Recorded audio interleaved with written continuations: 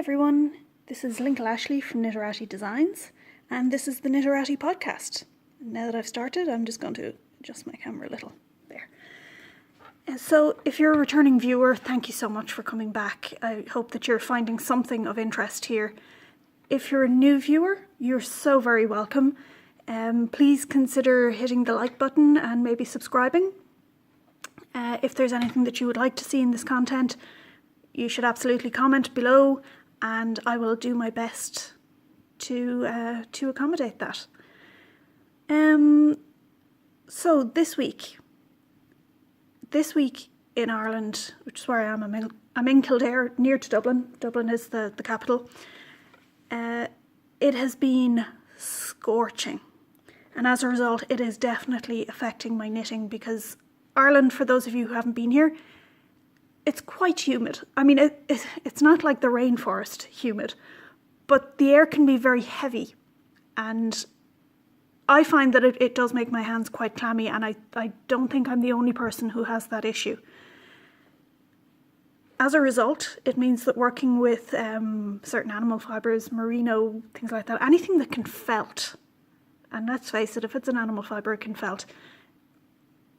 Yeah, it's just not a good idea for me at the moment.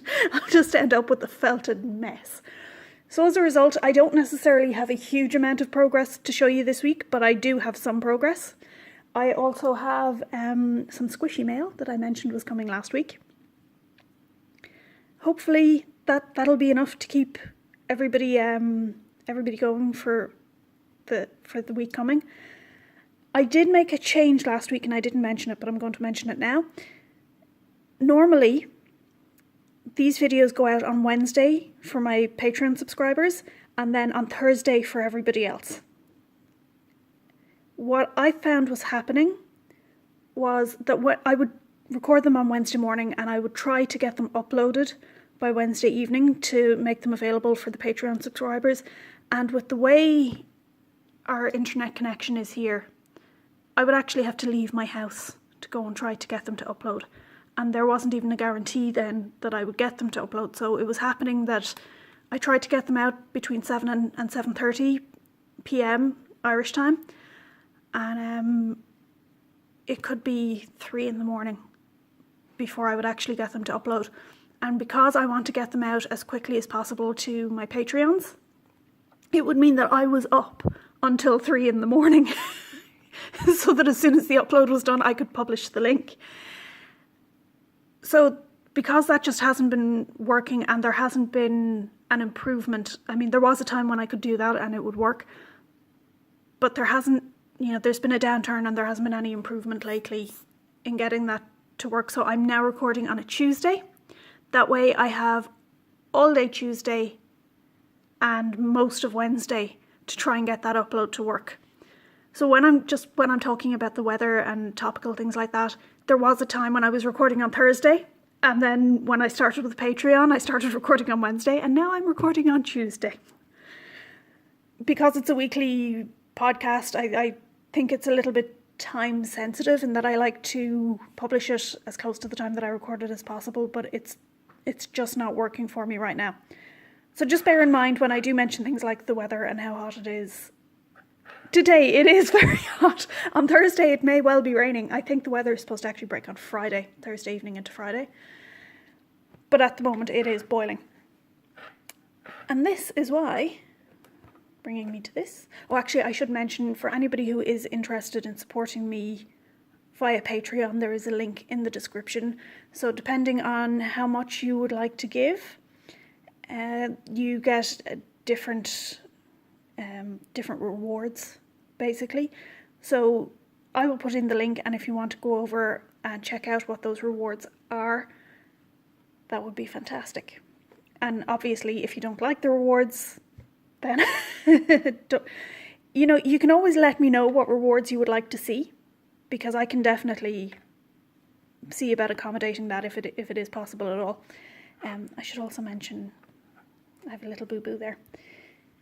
Just because we buy a lot of meat in bulk for our dogs because they're raw fed, and then we butcher it. So you'll see once every couple of months, I think this is the second time I've had one in this podcast, I do end up with a big blister and a nasty mark on my hand. And I'm so sorry. I'll try to make it so that you don't have to look at it, because I understand that can be very nasty to have to see. So yeah, cotton. And I've just realised that I don't have a ball band to show you.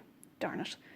This is Rico Essentials cotton, just your very basic 50-gram ball. As you can see, this used to be something else and I've reclaimed it.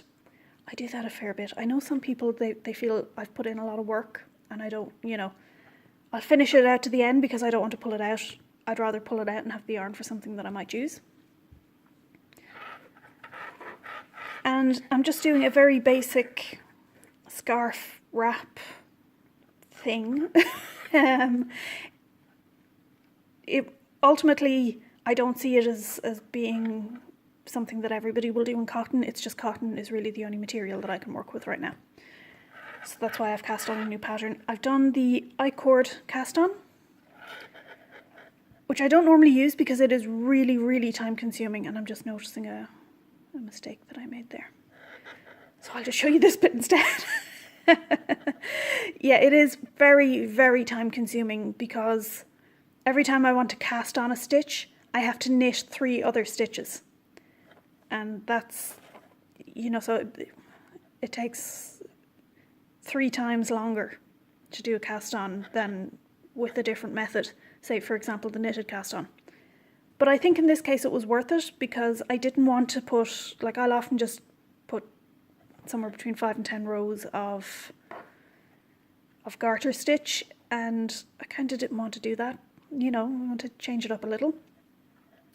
So that's why I use the I-cord cast on. I am doing I-cord edging, and I'm finding normally this works out fine for me. And I don't know, was my mojo just off or what, but it hasn't been working very well. Yeah, I'm not happy with that. I mean, I don't mind that too much. I can just tack that in. But I don't really like what's going on here. So I'm probably going to persist with this for another inch or so. And if this edging does not improve, I will rip it out and start again. I mean, it'll be the same thing. It'll be the same I-cord edging, but clearly I'm not getting it tight enough. You know when you do an I-cord and you pull the yarn across the back, you see that's just not tight enough. Look. So I don't know why I'm not getting it tight enough. I know with cotton, cotton is slippy. So maybe that's the issue. Maybe the I-cord edging with the cotton is just not going to happen. Which would be unfortunate because I love this pattern. I am definitely going to knit this pattern. And I want to knit it now. I just can't. So if it doesn't work in cotton, I don't know what I'm going to use the cotton for. But actually, yeah, just looking at it now as I'm talking to you guys, yeah, I'm thinking it's not going to work. Which is a pity because I really love the cast on, but I don't want to have to. I don't want to have to do the cast on again. It just took me forever. But yeah, so be it. So just talking about the technique that I'm using here, this is a mosaic technique. I'm very keen to put out a mosaic pattern because I think it's a nice introduction to colour work. And I mean, colour work can be very intimidating, you know, working with more than one colour at a time.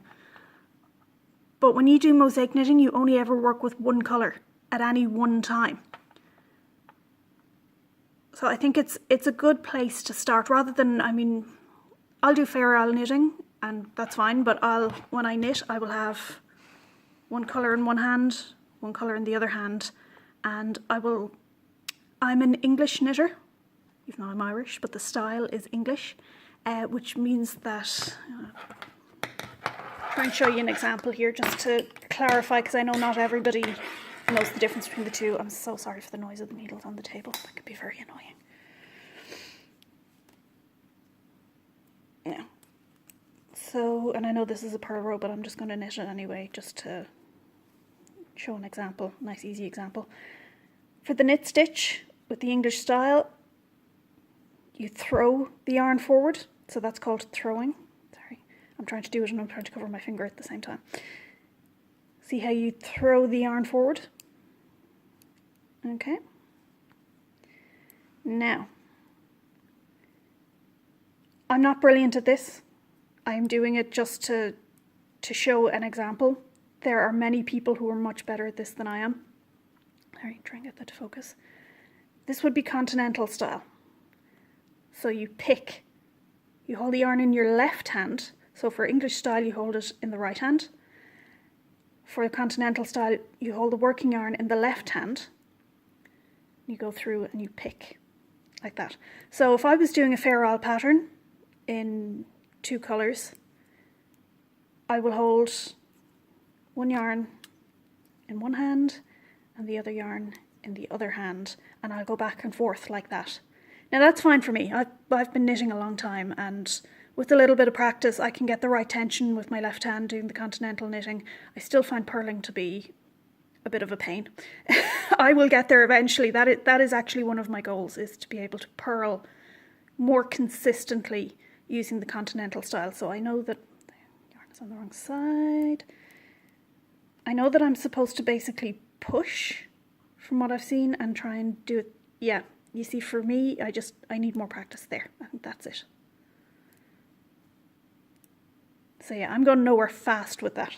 I definitely need more practice. So that is going to be one of my goals. In fact, I'm going to say that is one of my goals for this year. I'm going to find time to actually sit down and learn to purl Continental style properly. But all that I've really needed thus far is to be able to pick like that. So that's all that I've ever learned to do. So yeah, there's the difference, and that would be my technique for doing Fair Isle. But as I was saying, with mosaic knitting, you only ever have one in your hand at any one time. So on the next row, you can see that there's alternating colours and then there's one row of a solid colour. So I've just done the solid colour row. So when I come through to do the next row with the blue, I'll knit one, slip one, knit one, slip one, knit one, slip one, the whole way along. So I'm just using blue, and then I'll come back and I'll slip the blue stitch and I'll knit the next one, slip one, knit one, slip one, knit one. So it does take a little while longer because I'm knitting each row twice, but it's worth it, you know, just to get that little bit of practice and just to get in on, you know, the idea of using your colours and how to, you know, when you're bringing your yarn up the side, that, you know, you'll pick one colour up from underneath the first one, and that kind of... I didn't think I was going to get into this today, but here we are. I never know what's going to happen on this podcast. So if I was to pick up the blue now, I would want to wrap it underneath the beige. I think it's fair to call that colour beige. Yeah. It reminds me of cream rice, if any of you know what that is. Just to secure this, so that as I'm bringing it along, I'm securing in the beige yarn. You know what? Take that as a point to note, and then when this pattern is done, I will actually come back and I will properly show you how to twist those yarns together to make sure that you don't actually carry in this pattern because you're only slipping one stitch, but if you have 2 colours of yarn at the end, you want to wrap one around the other to carry it up the edge. I will cover that properly, and I hope that I haven't just confused anybody. But yeah, this is my current knitting project. Like I said, it's the only thing I can do right now. But I do still have other things on the needles. So here I will show you my bit of progress on the... Oh dear, the needle has gone through the... When that happens. Thankfully, blocking is a wonderful thing, and it will fix that nicely. So this is my spring into summer shawl that I'm doing for the Cal that's going on in the Knitteratti group on Ravelry. Again, because of the weather, I haven't made a huge amount of progress, so this is section 1, 2, 3, 4, and I'm just going into section 5. Now that makes it sound like I'm halfway there because there's 10 sections. I am not. Because it's a triangular shaped shawl, the sections get bigger as you go further down. So for every right side row, there are 4 extra stitches. So I'd say I'm probably about 1/3 of the way through. And I still have 2 weeks to finish it, so maybe won't be hitting that. Some people started late anyway, so if anybody hasn't signed up yet, you're very, very welcome too. I have no problem with extending that deadline. What I like about using these colours is I don't know how well it came across the last time I showed it to you in my original design. You can see in the linen sections, some of them are solid colours and some of them actually blend the two colours together. So it's just a slightly different effect. It's the same stitch, but it's just, and again, you only use one colour here at a time. Okay, so you knit across in the dark colour and back, and then you pick up the light colour and you knit across and back. It's that easy, so don't be intimidated by it. If any of you have looked at the pattern and gone, ooh, you know, do this in colour A, do this in colour B. It is not as difficult as it sounds. You are only doing one colour at a time, and then you see how much more complicated it looks. This is the thing I love about knitting. You have this stuff and it looks really, really complicated, and it really isn't when you actually come to do it. You just need to take a little minute, you know, maybe work a swatch before you do it on your shawl. Maybe just work a little swatch to see how it works, and then go for it. So there we go. I think I have done a previous video on linen stitch as well, so if anybody wants to go back there and take a look at exactly how I did that stitch, it's there for you. A couple of comments that I have gotten is people don't know how to do the garter stitch tab. There are directions for it in the pattern, but just to make it nice and clear, I'm actually going to do a garter stitch tab in the technical section today.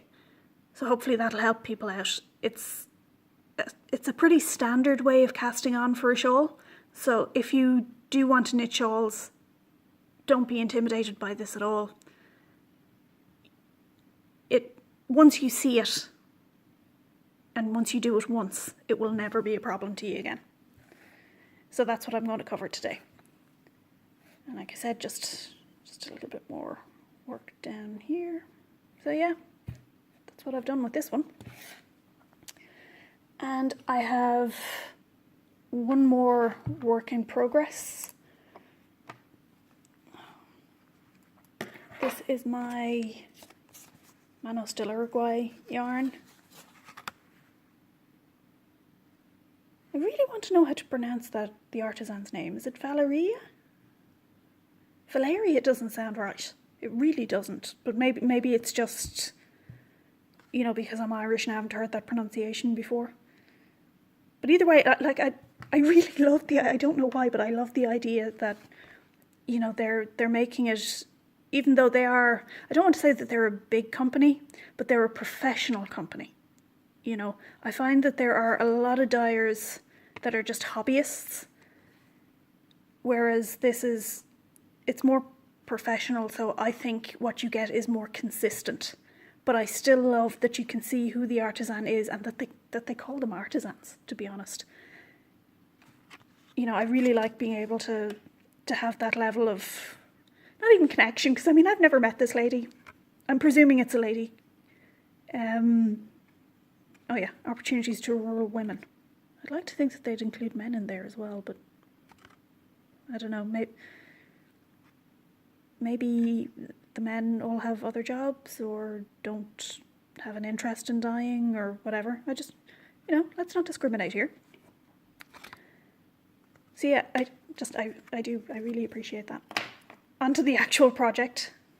So you can see I still have most of the cake.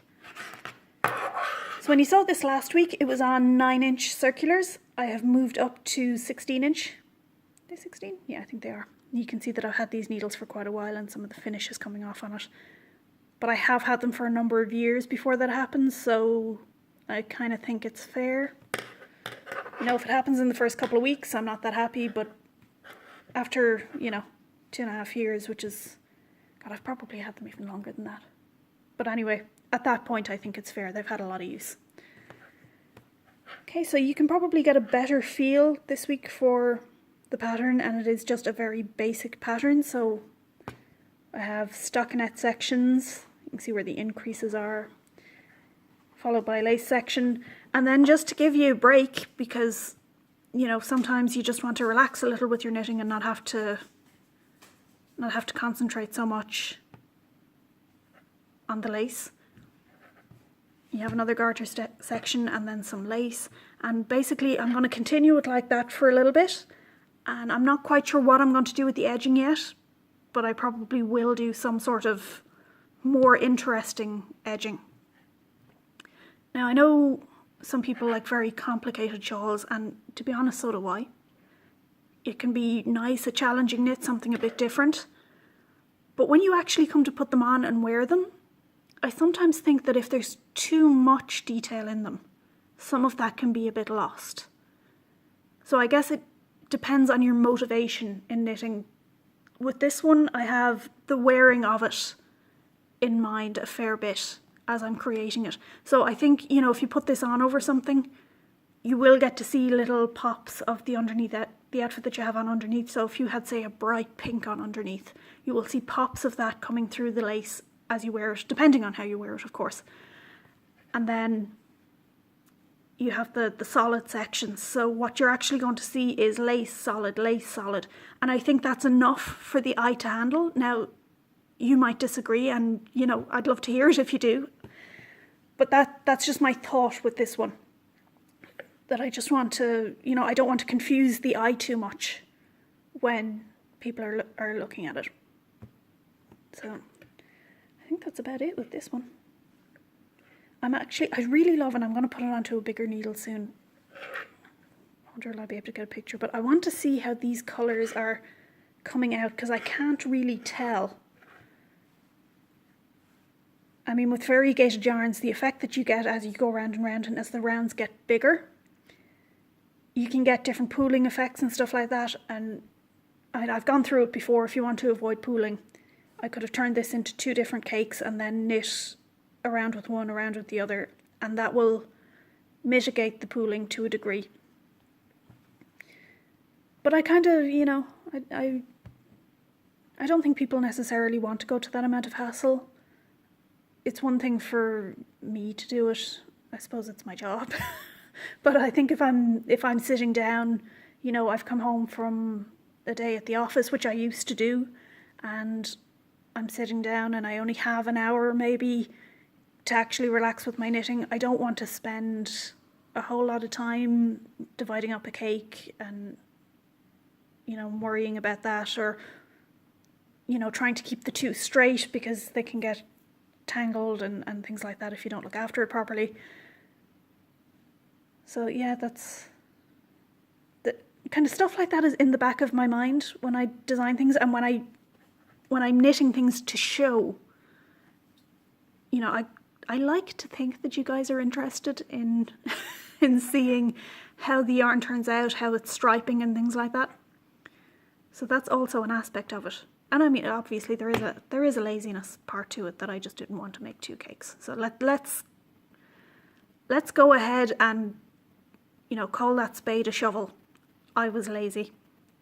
Actually, I don't know, is that a very Irish expression, to call a spade a shovel? Hopefully it's not too Irish. I mean, I know that there probably are some people who find my turn of phrase to be a little odd. I know I used one. Oh, bingo wings.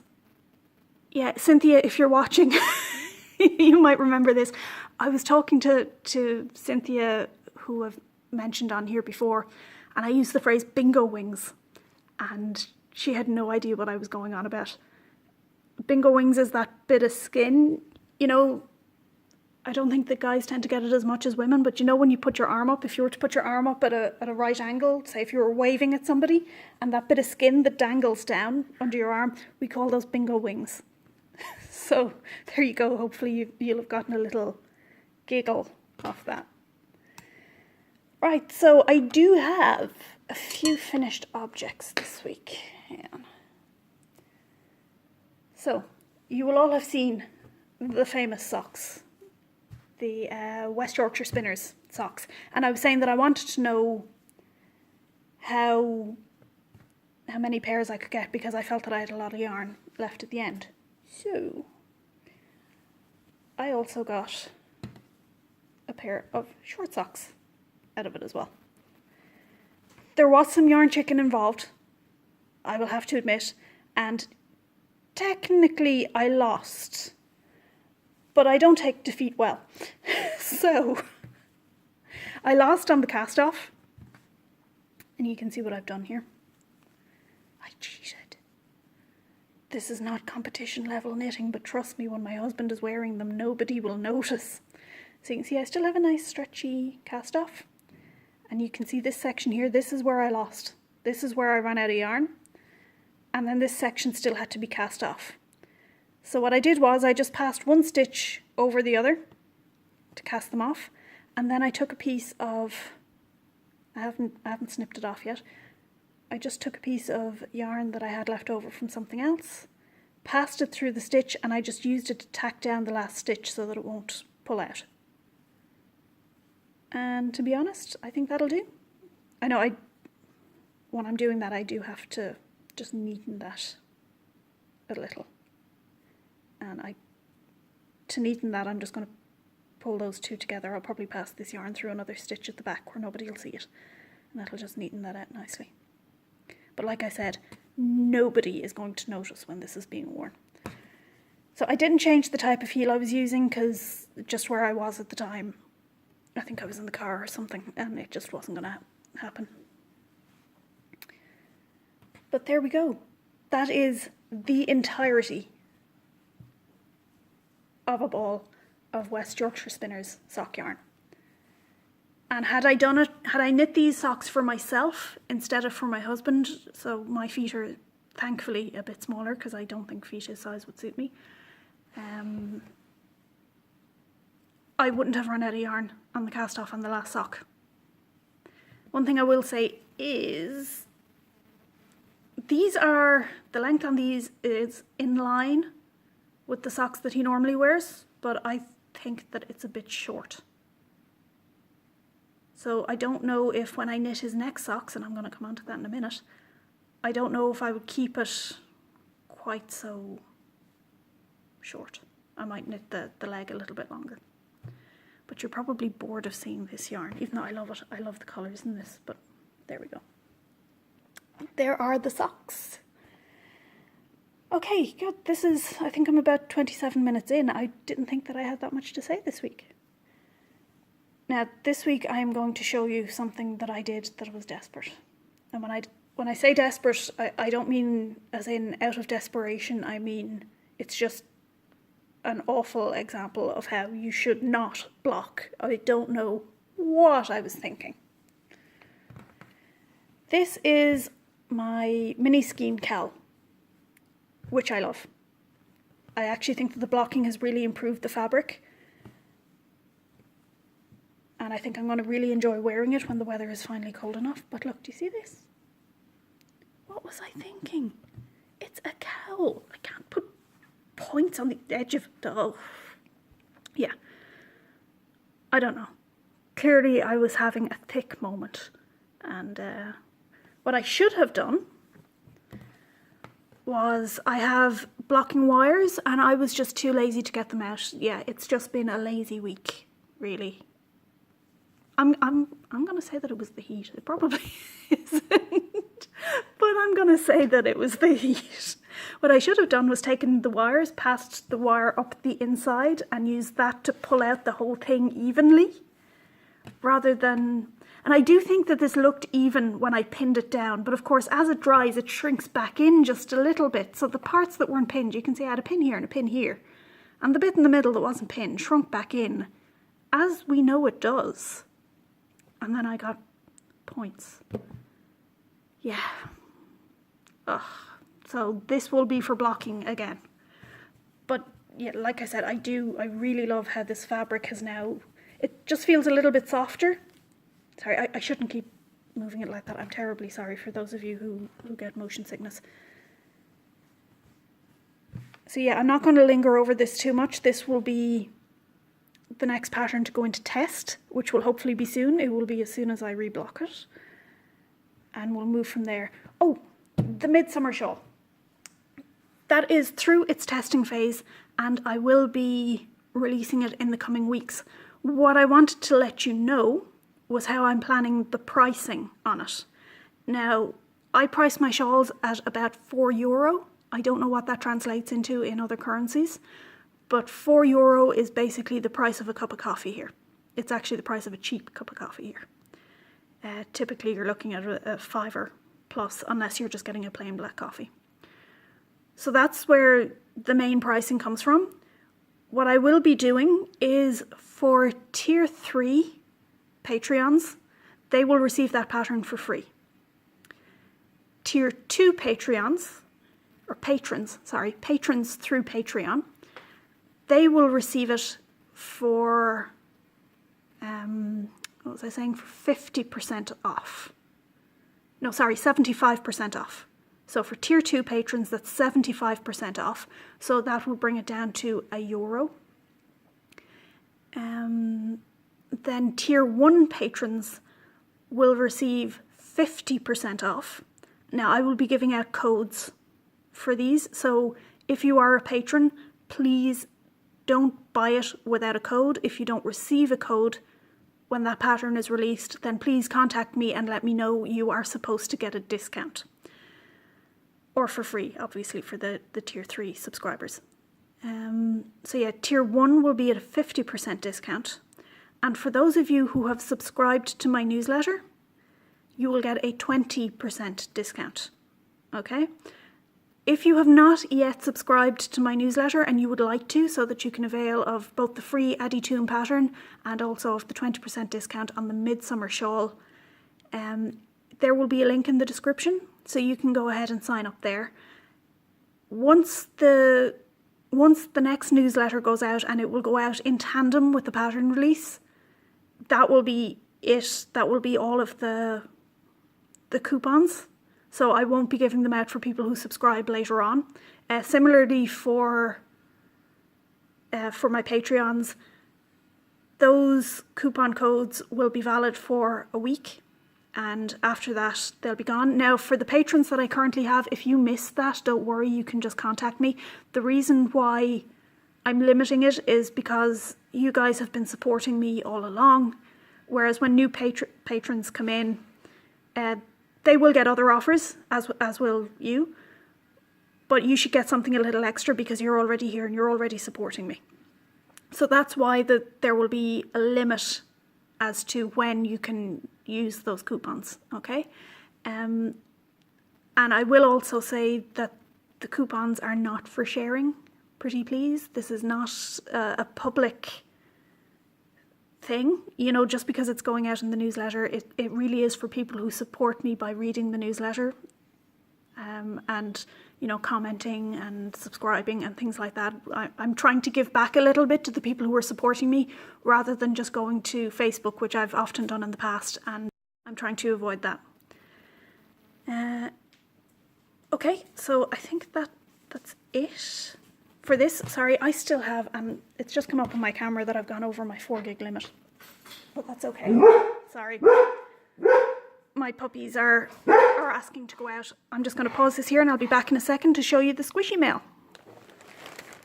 Okay, I'm back, and it just occurred to me to say that when I said that I priced my pattern at €4, that would be €4, and then whatever platform you buy it on adds in the tax. So if it's a little more, if you see that it's a little bit more than €4, it's actually the tax that, sorry, I'm just going to straighten this a little. It's the tax that's causing the extra, so that's not going into my pocket. Thankfully, places like Ravelry and I think Etsy do it as well. Probably Crafty. Yeah, I think most of them do actually. They have an option where you say, you know, add on the tax, and then they take the VAT and they pay that for me, which saves me doing it. Now I know that there are other tax issues, but just letting you know when you see it, it's not that I've put the price up, it's that depending on where you are, the tax rate varies, and whatever platform you're buying it off, I've opted to allow them to add the tax on to make it easy. Okay, so enough about that. I said I had squishy mail, and I do. Okay, so here we are. This is what, I don't know how many of you have seen Irish Post. I'm aware that many of you are from abroad. So this is kind of what our, you see, we have the Irish language version of things as well as the English language version of things written on it. So there we go.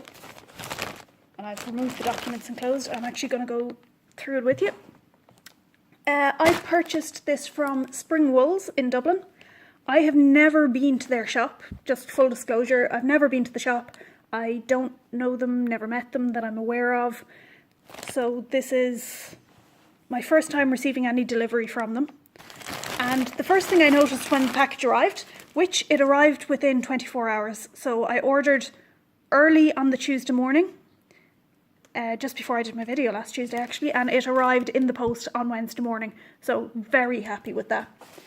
And the first thing that I noticed was it felt like there was something in there. And here we have Jenny Watson Designs. This is, sorry, I'm just going to turn this so that you can see it. Maybe I can, there we go.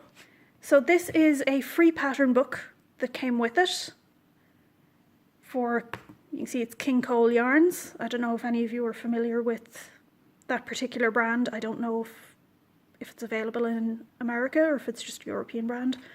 But yeah, it was very, very nice to have this extra dropped in. Now I haven't really gone through it yet. Sorry, just in case you want to look it up. Sorry guys, I don't know what happened there. My camera just cut off. So there we go, kingcole.co.uk if anybody wants to look it up. And it's like I'd like to show you a few bits of what's in here, but I do find it difficult to show without giving away some of the patterns. So that could be very nice, you know. You can dress that up, dress it down. So that's a waistcoat. I would imagine that if you go to the website, you can probably download some of these patterns. Look, the styling on this is lovely. See, you have a nice little bolero. Actually, that is lovely. It's very simple, but there's a lot to be said for very simple styling, and then worn over the nice, I think that's a circle skirt. Maybe not a true circle skirt, but do they call them skater style now? You know, it's just an example of how you can wear your knitwear and still, you know, knitwear doesn't have to be frumpy. I guess if you're watching this podcast, you probably know that already. There's another closer up shot of it.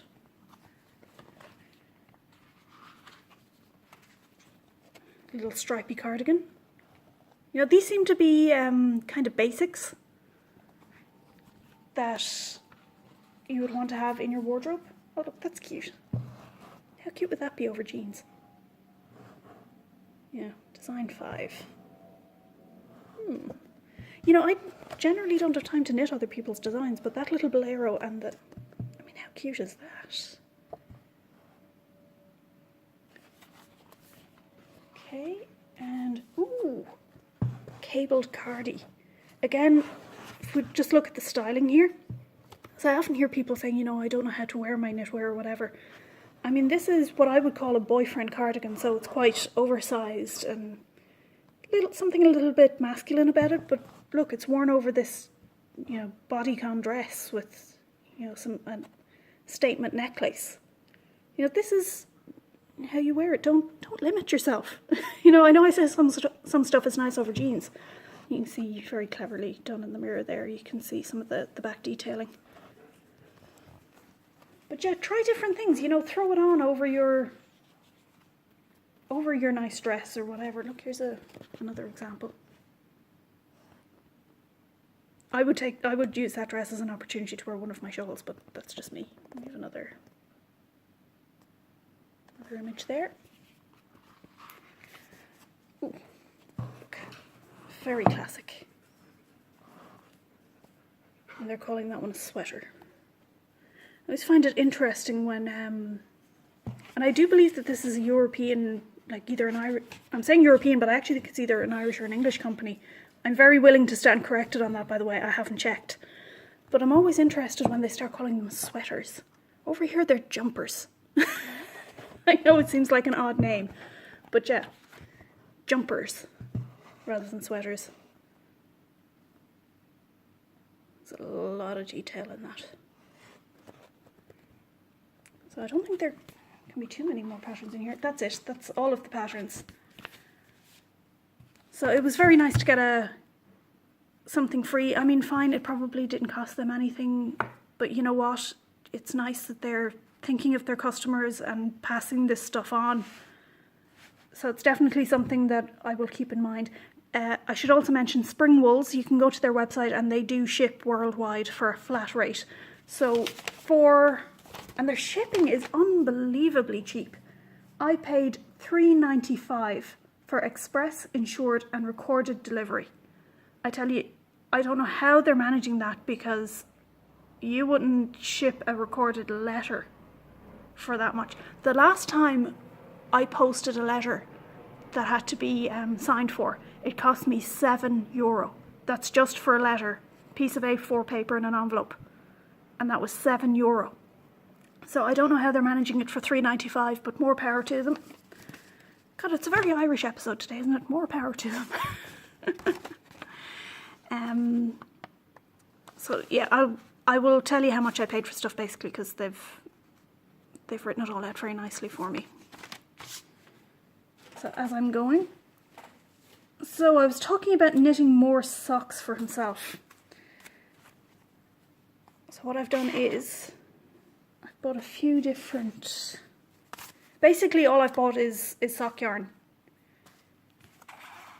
You know, a few different selections. So I've bought 3 of these in different colours. These Lang, and just see if I can get this too. There we go, Lang Yarns, Yawool, or I don't know, am I supposed to pronounce that Yavol? Because I know some languages, and I think this is German, they don't really pronounce their W's as V's. But you can decide yourself what you want to call it. Now, I wonder if I can get it out. Sorry, I'm trying not to show you that finger. More easily from this side. Okay. Okay, I'm kind of pushing out the yarn, which I don't like to do, so, but you kind of have to do it if you want to use this. Now, each one of these not cakes, they're not really balls, but you know what I mean. Each of these has matching thread in the center, so that you can use it to reinforce your toes and heels. And I like that, because I've actually been in the yarn shop, or in a yarn shop, 2 or 3 times in recent months, where people have come in and specifically asked if they can buy matching reinforcement yarn. So this stuff, I'm sure that there are other brands that do this, but this is the only brand I've ever come across that actually includes it in there. And I think it's really nice, because then you don't have to go off looking for, you know, the other bits to match. I'm just going to push it back in so that I don't lose it. I mean, obviously, if you don't want to use it, you don't have to use it, but it's there. So I think that's nice. These were $4.99 each. So yeah, roughly the price of a cup of coffee. They are not as big as the West Yorkshire spinners. So I think there's only half as much in here. I think the West Yorkshire spinners was 100 grams. You can see 75% virgin wool and then 25% nylon. And there's all of the details there.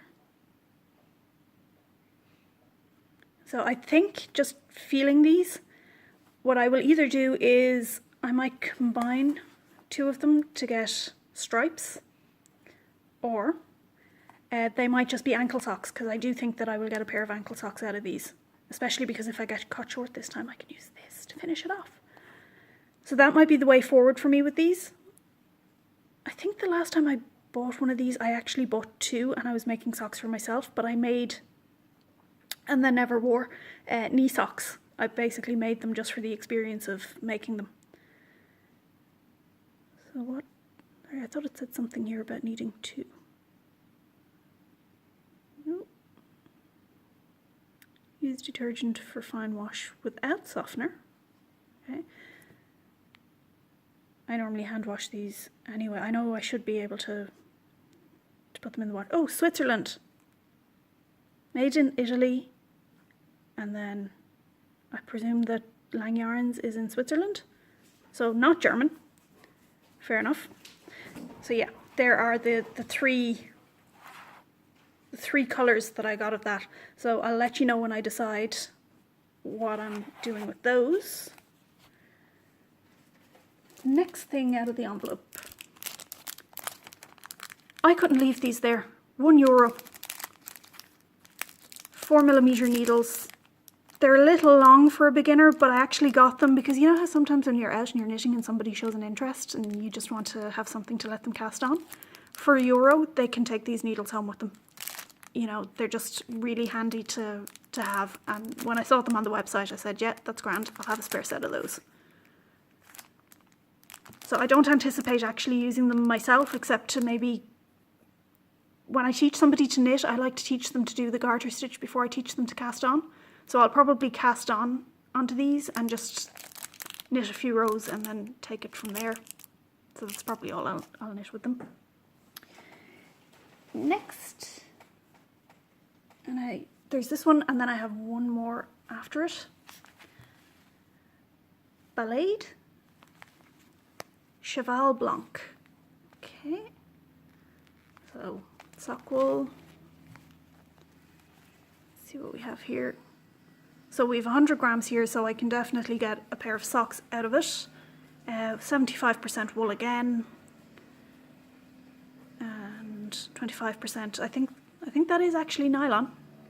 To be honest, I just call them all plastic because that's what they're derived from.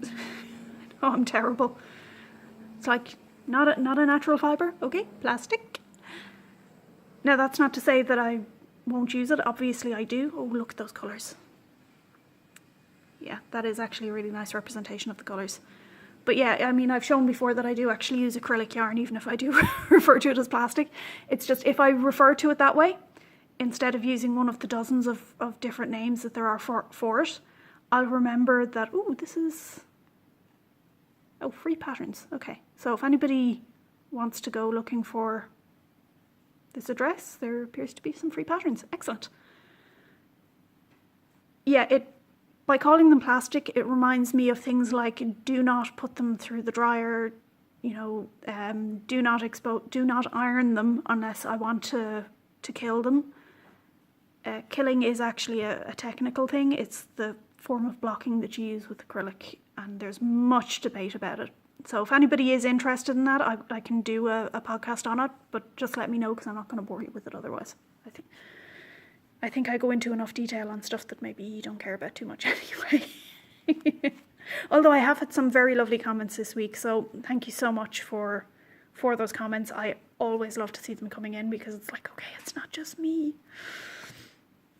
So yeah, this will just be for a vanilla sock. With these, I might try some sort of pattern on it, depending on how it goes, but with self-striping, I think sometimes the pattern can be lost in it a bit. So that's why when I have self-striping, it is far more likely to just be a vanilla pattern. Also, I mean, they're a bit rainbowy, but they're dark enough, I think, to be suitably masculine. And when I say suitably masculine, how should I put this? If he went into work, which is where these are likely to be worn, wearing socks that people felt were a little feminine, people can be very judgy. Now, I personally would love to see him in a bright pink sock. I go on about a pop of colour here. I love a pop of colour. So I would love to put him into, you know, that colour. And stuff like that. And even though he has been showing an interest in more flamboyant socks lately, I don't think he's ready to have people comment on his socks just yet. At least not in a teasing way, which is how it would happen, you know. People can be idiots. And now on to the last one. And having said that it wasn't too flamboyant and masculine, he is getting a pair of these. These are fantastic. I really, really love the colours. I mean, that will pop under his suit trousers, you know. black dress shoe, nice suit, sits down, little pop of rainbow. Happy days. And I think, again, there's enough dark in it that he'll be comfortable with wearing it. And you know what? What sparked all of this was us watching Dragon's Den. And if you ever watch it, keep an eye on Peter Jones's socks, because he does tend to have an interesting sock on. You know, they're always, the colour is a little different, or there's a stripe or something like that. So again, we're back to, oh sorry, I never told you how much this was. Sorry, that was terrible of me.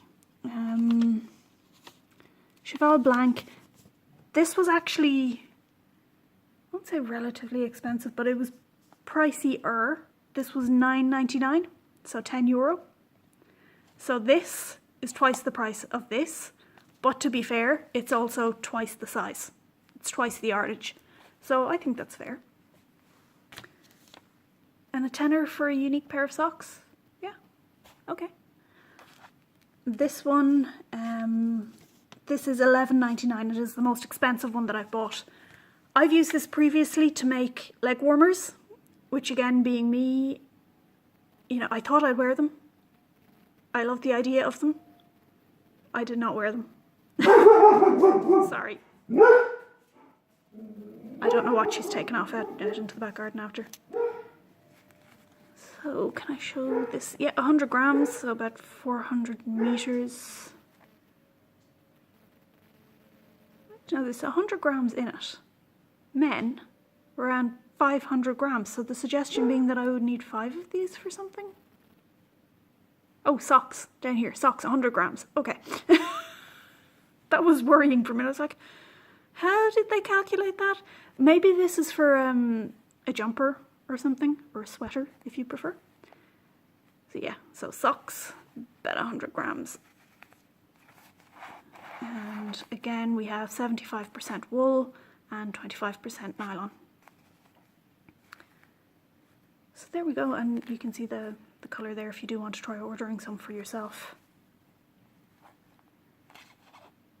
Yeah, really looking forward for the weather. I can actually feel this in my hand already. I know it's superwash. It is superwash, isn't it? Yeah, superwash. I know that this is superwash, but I can feel this already taking the moisture, and I would be very curious to see actually when I'm working with it, am I seeing any felting as I go? Like, I shouldn't, but I think it's fair to say that there are a lot of superwash yarns out there that aren't actually superwash and that will felt when you expose them to heat and moisture. So yeah, this will be interesting. I don't remember, the last time I worked with it was probably about 7 years ago, I want to say. It was before I was married. So yeah, maybe 7 years ago, 6 or 7 years. So I don't actually recall what my experience was, and because I was knitting leg warmers, I'm inclined to think that I was cold in work, which suggests that it was winter. Yeah, leg warmers for work, even though I work in an office and I was going in my little pencil skirts or my 50s style circle skirts, and you know, you have to be dressed. Leg warmers for under the desk. But yeah, I'll let you know how this goes, and I will live in hope that it doesn't felt, but I don't think I will be casting on with this too soon again. Getting back to the start of the programme, coming full circle, it's too hot. Okay. So I think that brings me to the end of the first section of the podcast, and what I'm going to do next, as I mentioned earlier, is I was going to say the provision cast on, it is not. It is the Garter tab cast on that is normally used for shawls.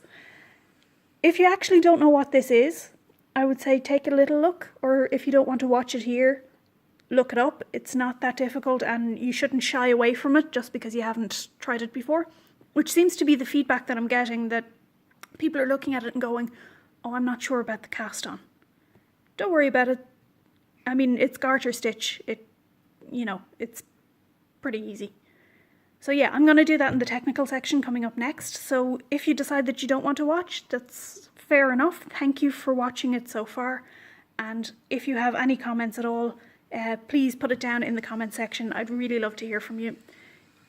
You know what? That sounded like I'm just saying it. No, I actually do. I get excited when I get comments. Especially if, it's somebody that I know has been watching, and it's like, they watched this week, and it's like, oh, this week was okay as well. So, you know what?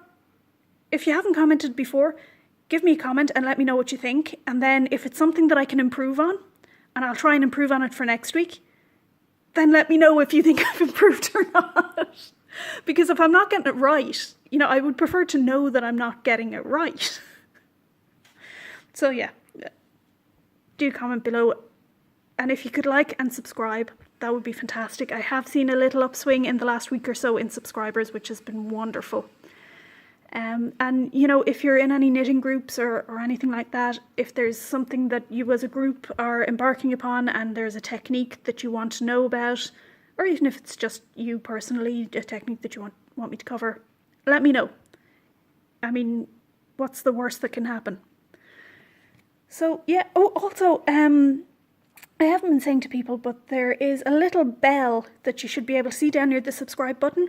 If you want to receive notifications every time I put up one of these podcasts, you can just hit the little bell, and that way you can be certain that you won't miss it. So I think YouTube sends you a little message saying that it's just gone live. So yeah, hopefully I can keep you company at work or while you're knitting or whatever that is. Anyway, so thank you for those of you for watching this far, and for those of you who are going to continue watching, I will be back in just a minute.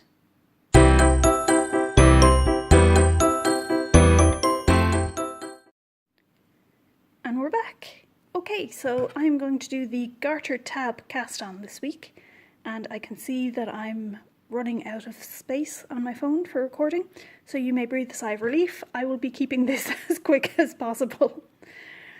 So to do the garter stitch tab, I'm going to start out with 2 stitches. So you can see I'm just making a slip stitch here, which I covered last week. So you can see how to do that. So I'm going to call that 1 stitch, and then, just bring this around, try and get a little bit better focus. So I'm just going to cast on a 2nd stitch. Okay. Now eventually what I want to end up with is, we'll say 9 stitches. Okay. So to do that, I'm going to knit 10 rows just on these 2 stitches. Okay. And while I do that, I'll show you here, just for any real beginners, I'm literally just knitting 2 stitches for 10 rows. So there's 1, 2, and I'm going to actually just pause the video here, and I'm going to knit the other 8 rows. Okay, I'll be back in just a moment. Okay, and I'm back, and as you can see, I've just knit 10 rows here. Now the instruction that you would get in a pattern would be something like, cast on 2 stitches, knit 10 rows, which we've done, then along the side or along the edge of your garter stitch, pick up a knit, or just pick up 5 stitches. Okay, now this is quite loose, so you should be able to clearly see where I'm going to knit into this to pick them up.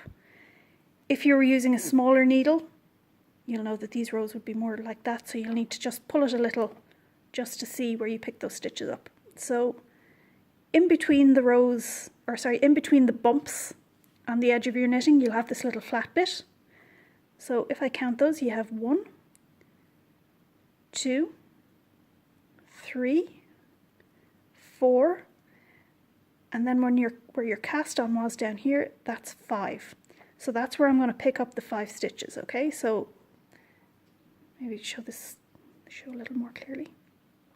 So there's the bumps, and then between the bumps in there, that's where I'm going to pick them up.